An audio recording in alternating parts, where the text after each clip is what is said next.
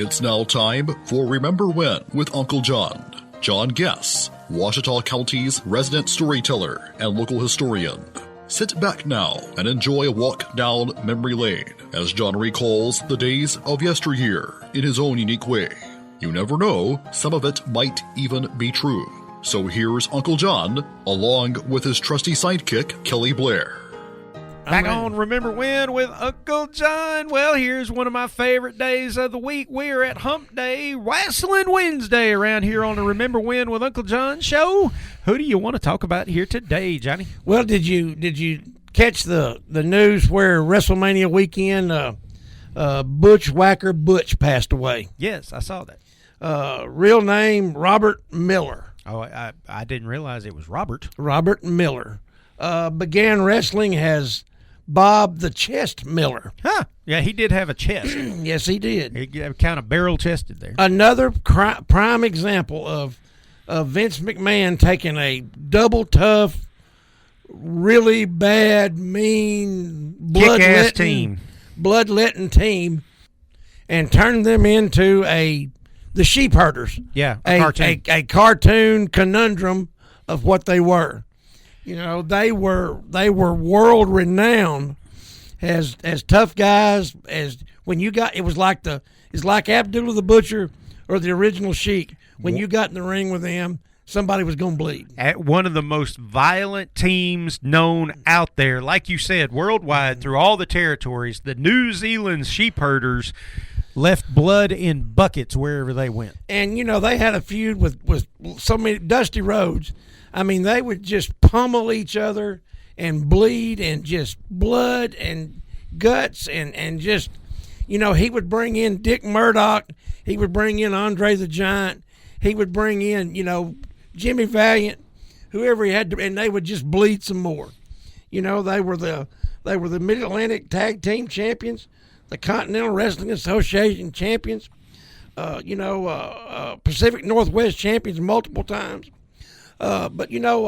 I didn't realize there were territories they didn't win a belt in at some point. You know, Bushwhacker Luke said they were together for 50 years. That is amazing. And you know, they met, of course, when they were young. Literally in New Zealand, right? In New Zealand, and toured the world together. Yeah, that wasn't a gimmick. They actually came from New Zealand. Right, and they weren't related, but he said, you know, we were like brothers. He said we ate together, we traveled together. We slept in the same room. We had our meals together. Everything we done together. And you know, they did. They toured the world.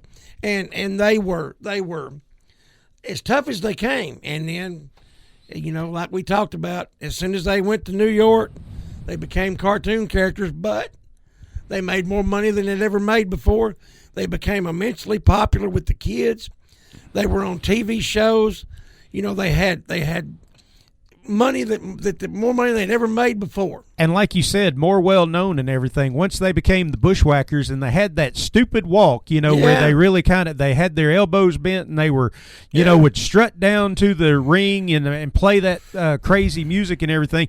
And everybody would emulate them. Like you said, more well known, a lot more money, more exposure.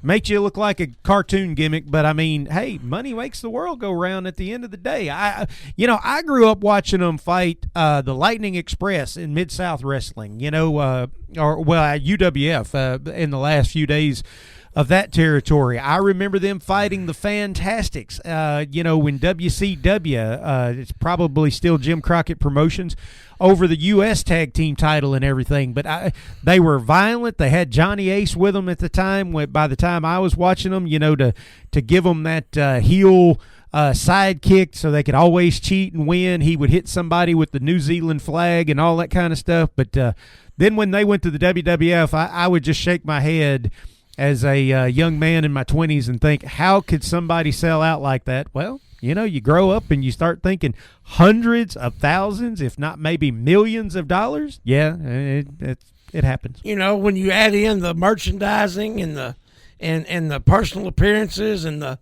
TV shows that they ended up doing because they appealed to kids, you know, I mean, it's understandable. I mean, I can't say I wouldn't do it. They went into the Hall of Fame in 2015, and you know, it's just one of those deals where somebody you watched all your life, and you know, they're not there anymore. But we remember them, and that's something to be said about, especially when you're talking about a show called Remember When.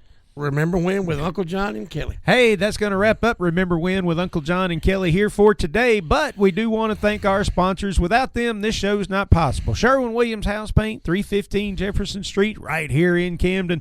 Give them a shout at 836-8125. They can help you with all your interior or exterior house painting needs. And you got ProMed Ambulance, 1-800-634-0436. Give them a call. If you got any printing needs, give the Shopper's Guide a call, 836-3022. Ask for JJ. He'll fix you up. And if you find somebody that says, man, I missed Remember When with Uncle John and Kelly today on Wassel and Wednesday, I love listening to them, remind them they can always go find our podcast everywhere you find podcasts, like Apple Podcasts, Spotify, iHeartRadio, Google Podcasts, Deezer, Podcast Addict, Podchaser, JEE-O-SAH-VIN. You can also find us on YouTube and even on the Radio Works Facebook page. I guess we'll see you tomorrow, John. See you tomorrow, Kelly. You've been listening to Remember When with Uncle John on Y95. This broadcast can be heard each weekday morning at 6:45 on South Arkansas's favorite station, Y95.